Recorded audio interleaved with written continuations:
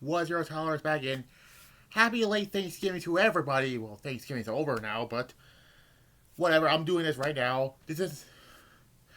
I'm giving you a nice Thanksgiving traditional video. No, not another Survivor Series review. We already done all those. And Saturday will be the actual Survivor Series event, which we'll be reviewing.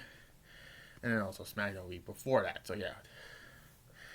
Now this is a video. Now, the NAA biography was on Lex Luger. So yeah. And they mentioned his run in the WWF, which we are going to talk about Lex Luger's failed run in the WWF. This is a figure, an action figure I got. It's a Legends figure. It's an elite one. So yeah, speaking of figures, before that, tomorrow I'm gonna get two Ultimate Editions. One is Goldberg, and the other is Hollywood Hogan. So yeah, so I'm gonna have those. So yeah, but we're gonna not talk about Goldberg and Hollywood Hogan. By the way, you know, it's done. Nitro, July 6th, 1998. Goldberg beat Hollywood Hogan for the WCW title, which will be 25 years next year.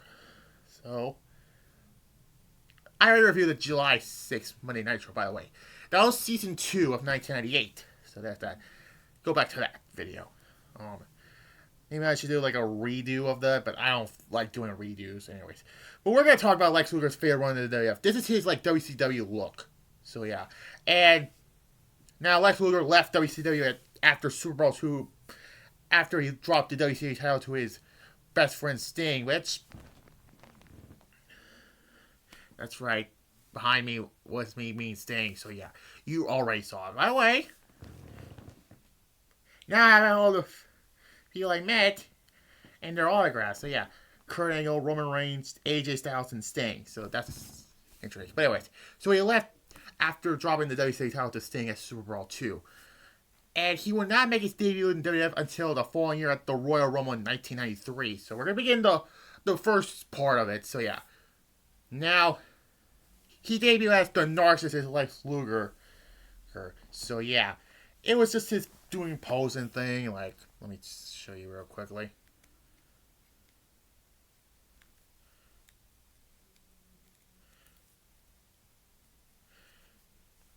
Like that, basically. But yeah. Anyways. So we're gonna get to that. So yeah. His first feud was with Mr. Perfect, aka Kurt Hennig. So yeah, they fought at WrestleMania 9 with Luger won. But yeah. And then, which people regard as the worst WrestleMania ever. I rather watch WrestleMania 9 than WrestleMania 11. Let's just be honest here. So yeah, but the whole show was corny, to be honest here. But it was the first time we had like a unique WrestleMania entrance, like the Undertaker, for example. You know, with the Vulture entrance with the Crow and that. That's actually cool. So yeah. But anyways, back to Lex Luger. So yeah. He would go on an unbeaten streak. Hammett to talk about the 93 Rumble, or the 93 King of the Ring, my bad. Not the Rumble, King of the Ring. Luger and Tatanka went to a draw, which neither of them got pants. That's why to protect them. Also on that 93 King of the Ring show, Yokozuna defeated Hulk Hogan in Hulk Hogan's last match in the WWF until 2002, when he came back with the New World Order. You know. So that leads to the next part of this run. His feud with Yokozuna. They did the whole body slam challenge on the 4th of July on the USS Intrepid. Luger was the last man in the American shirt, and he body slammed Yokozuna, so he got a WWF Championship match. So, and this was a one-time only match. Either Luger wins the WWF Championship, or he'll never get another shot as long as Yokozuna is the champion. And then we get to SummerSlam 93. The main event, which is Yokozuna and Lex Luger. It was not that great of a match. But what's worse about this match, it isn't a count out. And Luger celebrated like he won the title. There's one red flag right there. There's one red flag right there. And this was the wrong decision to have it in a count out. And I'll talk about somebody was in that biography, Jim Cornette, honestly. So yeah. But the feud with him and Yokozuna was not over yet. They have a 4-on-4 Survivor Series match at the namesake pay-per-view, which was, it was supposed to be, Tatanka was supposed to be on Luger's team, which was the All-Americans with the Stars and Lex Luger, 3 WCW alumni. But instead, he was replaced by The Undertaker, which, yeah. And Crush took one of the Quebecers' place in that match. I don't know which one it was. I think it was, I don't know who it was. So yeah. Which Luger won this, being the sole.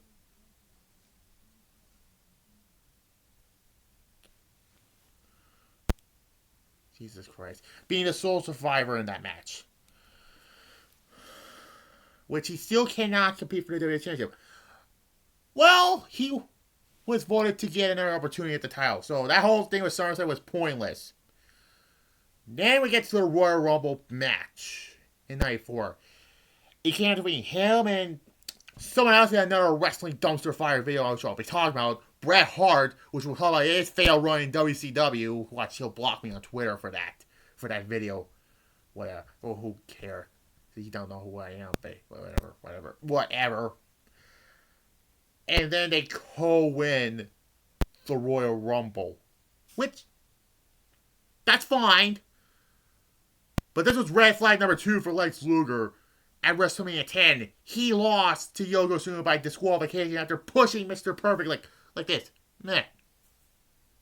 And he said, disqualification. So that's red flag number 3. His first loss. So yeah. And after this, he never recovered from this. And Jim Cornette said it at best, he was dead as whatever he said in that biography that A&E put out. So yeah. Said if he won the title at SummerSlam, he would have been over. I agree with Jim Cornette right there. I agree. But no. He was done after this. So yeah, I'm surprised he didn't left after WrestleMania. He couldn't win the King of the Ring tournament. He wasn't in the final 8.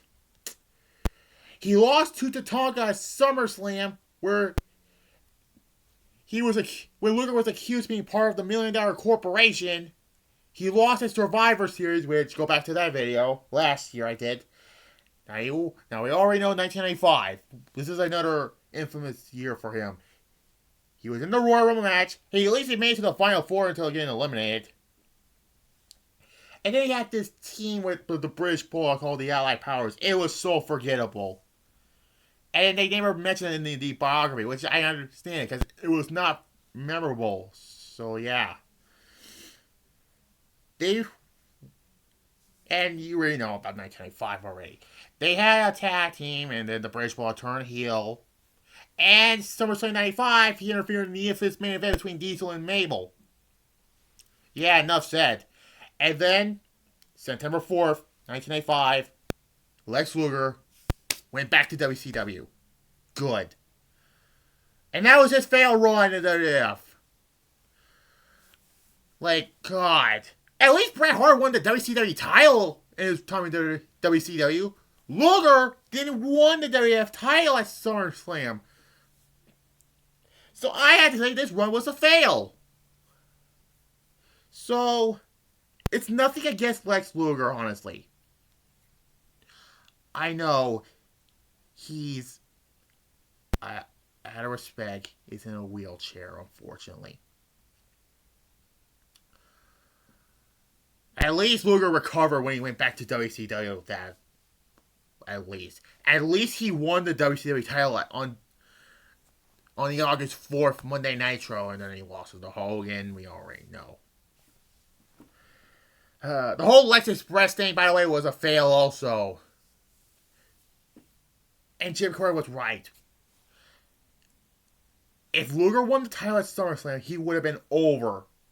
But no, they went. This is one of the many bad examples of not pulling the trigger. But that's basically it for my Wrestling Dumpsterfires. It's the longest video right now of my new series. The other two were like not that long, but we'll get to the next one, which is Bret Hart's failed run in WCW. At least he won titles in WCW. That's what I'm trying to say, in the nicest way possible. But we already know that kick, and we don't know what that is. Like this video, comment down below if you're new to the channel, subscribe, and tomorrow I'll do my SmackDown review. And Survivor Series will be tomorrow as well. So yeah. Bye.